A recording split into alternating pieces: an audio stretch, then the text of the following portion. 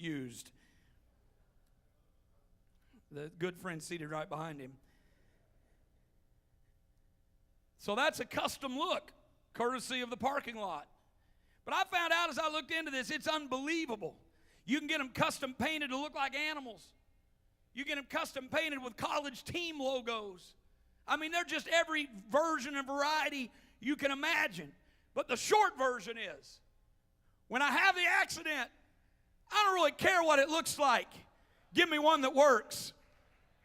When I get to that moment that I really need it, I don't care if it's pretty or not. I don't care if it's one of a kind. I don't care if anybody else likes it. I don't care if my neighbors laugh at it. At that point, I don't care if it's popular or it gets me compliments. I just want a helmet that's good enough to do what it was called to do. Friends, when it comes to this thing of salvation, I don't care about what everybody else thinks. I don't care how it looks. I want one thing. I want something that can save me from my sin.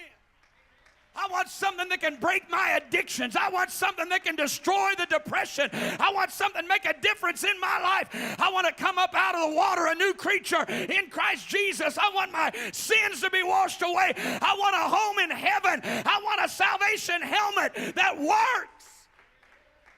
I'm telling you, there's all manner of religions, all type and styles of worship, all different kinds of churches, but none of that matters when eternity looms. When the trumpet sounds at that point, you're not going or staying because of what name is over the church door you come in or out of. You have to have a salvation experience that lines up with what this book says. I'd like to introduce you very quickly to a helmet that works. If I was ever going to buy a motorcycle, I'm not going to. But if I were ever going to, and thus I'd have to have a helmet, I'd have to get some advice because I don't know anything about them as is evidenced here today.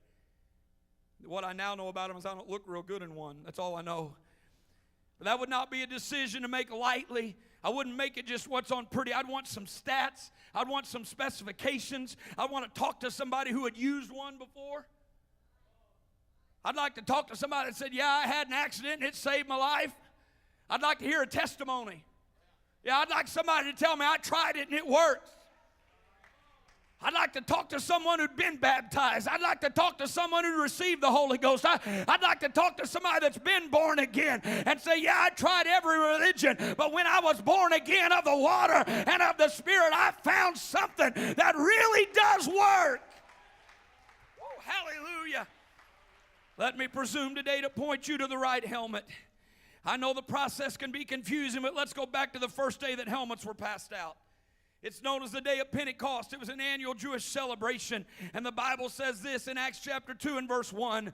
And when the day of Pentecost was fully come, they were all with one accord in one place. And suddenly there came a sound from heaven as of a rushing mighty wind. And it filled all the house where they were sitting. And there appeared unto them cloven tongues like as of fire. And it sat upon each of them. And they were all filled with the Holy Ghost and began to speak with other tongues as the Spirit gave them utterance. On that day when the Spirit of God took up residence inside of mankind, the crowd gathered around was so smitten by what they saw. They listened to the Apostle Peter preach, and when he got done and understood that they had crucified the Messiah, they asked this very important question in Acts chapter 2 and verse 37. Now when they heard this, they were pricked in their heart, and they said to Peter and to the rest of the apostles, men and brethren, what shall we do? How do we get a helmet? How do we find salvation? We don't know much about these helmets. We want to be saved, but we don't know what to do. Peter responded to this most important question with these words. Then Peter said unto them, repent and be baptized every one of you in the name of Jesus Christ for the remission of sins, and ye shall receive the gift of the Holy Ghost. I'm glad to tell somebody I can testify that helmet works. Is there a witness in the house that that helmet has saved your soul? It saved your family. It saved your household. This helmet works. There is a helmet of salvation, and this is the only helmet that can save you. We're certainly glad you're here today. Would you stand with me? I'm really done. Specifically to those of you who rode your bikes here today, I'm so thankful that you came and participated. I wish there had been no threat of rain, so some more who have them could have brought them. But you know, we'll pray for your well-being. We'll pray for your safety as you ride, certainly. But I want to tell you today that if we pray for your protection on the roads of this land, but we don't give everybody here a chance to find safety on the road to the next land, then we've really failed. Because as valuable as this helmet would be in a moment of an accident, it's not still nearly so valuable as the helmet you get when you're born again of the water and the Spirit. Brother John owns this one. He has a whole collection of them. He brought me up an armload to pick from. But Brother John, if you never have one of these, I thank God for what happened to you in this house when you were born again of the water and the Spirit, and you got a helmet of salvation that's going to last you longer than even this one ever will.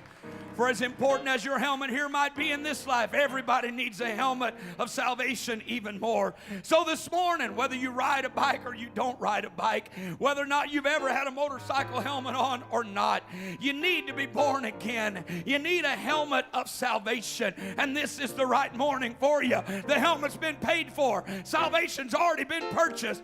You don't have to go out of here with anything less than a helmet that really, really works.